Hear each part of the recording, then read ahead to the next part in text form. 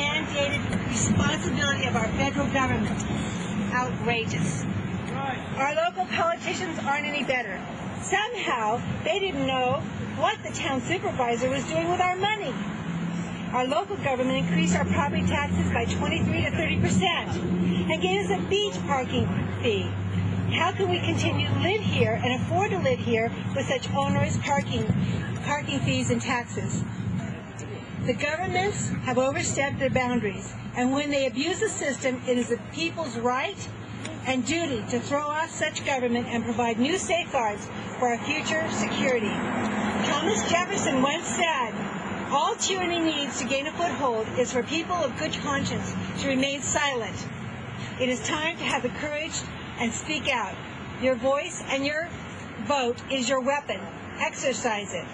We are here to proclaim we will remain silent no longer. Stop the spending now.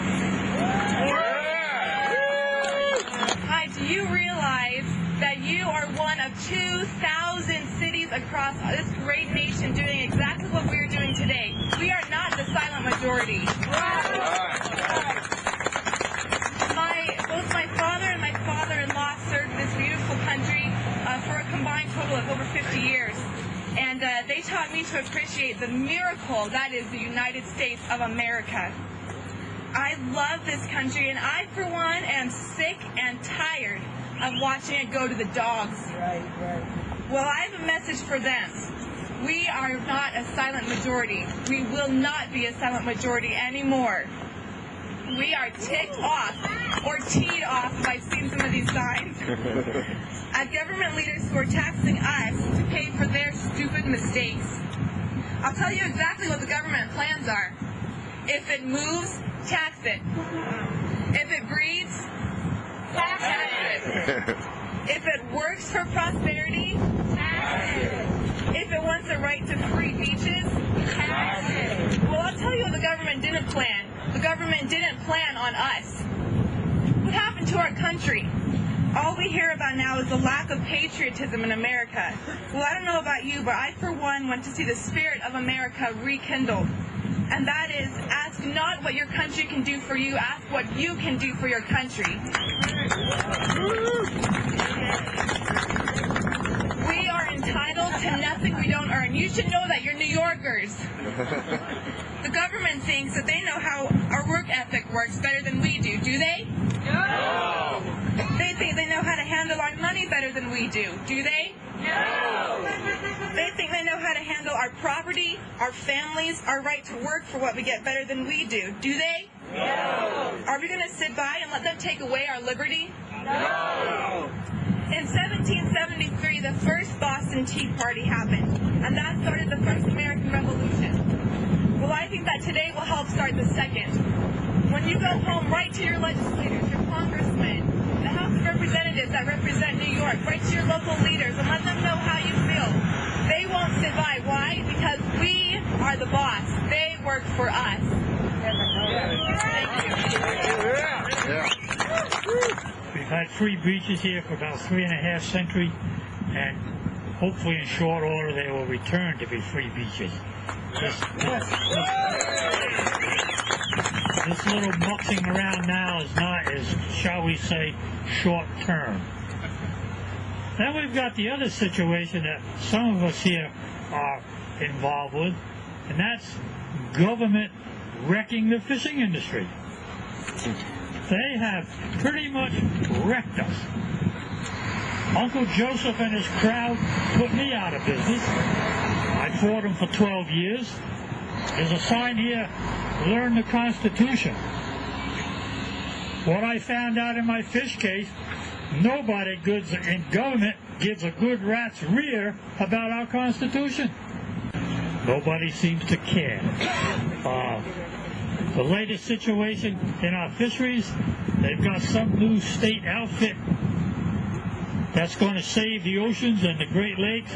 I went to a meeting up in Stony Brook about a month ago about it, and when I started reading the brochure, the masthead of this whole environmental group is that the commercial landings have declined dramatically since 1950. and they're claiming that it's for the poor quality of the ocean. The reason our landings decline is they won't let us keep any fish anymore. We catch them and we have to shovel them all overboard. I've just before I make a couple of comments from quotes from Jefferson and people like that, I've been hearing on the radio since the last couple of days that you are all radicals, you're right-wing bigots just for being here. The most radical thing most of the people that I know here have done is take the day off from work to be here. So you get ready for that, though. You're going to be accused of all kinds of nonsense just for being here to protest a government that's grown way too big. This is nothing new, but you have to keep fighting it. Thomas Jefferson said that a government big enough to give you everything you want is strong enough to take everything you have. He said that 200 years ago. It's still true. And Mark Twain had a little touch on it. He said the only difference between a tax man and a taxidermist is that the taxidermist leaves the skin. And I'll finish off with a little quote from the old Ronaldus Magnus Reagan there, one of my favorites. He said, "A government is like a baby's alimentary canal with an insatiable appetite at one end and no responsibility at the other." And we see witness of that on the local level, on the state level, and at the federal level. So let's make our voices heard. We're not silent. We got to just keep going to Congress. The media are not going to do the job for you as the farmers expected they would. You got to do it yourselves. All right. Anybody else? Yeah, I got a short opinion. Some say the federal government is headed toward socialism. I said they're headed toward fascism. That's total control over people. That's it. Hello, tax capital of the world. How do you feel about that?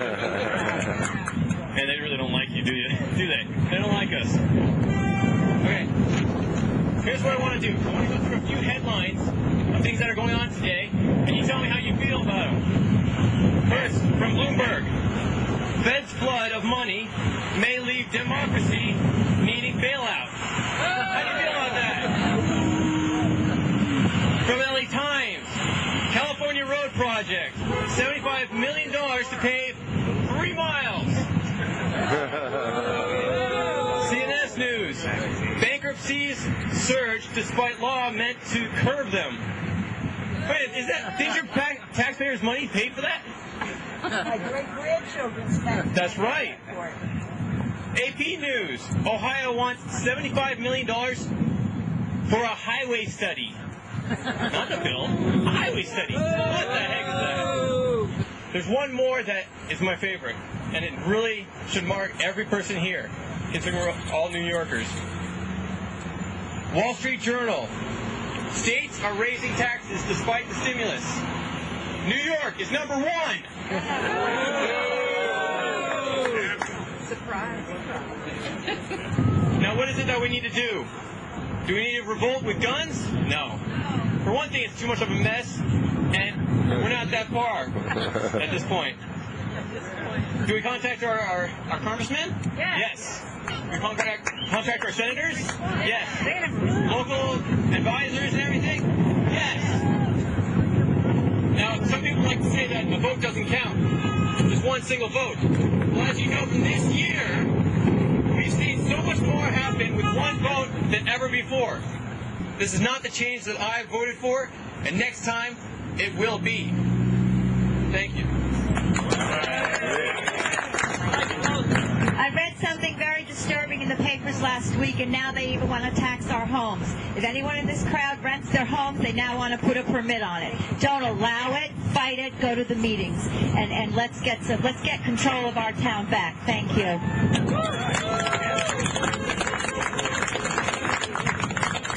It's amazing that while they increase our taxes, guess what? They gave themselves a big pay raise. Oh, yeah. Drives you crazy, doesn't it? I guess that's so they can afford not to pay their taxes. Anybody else want to have a say today? Come on up.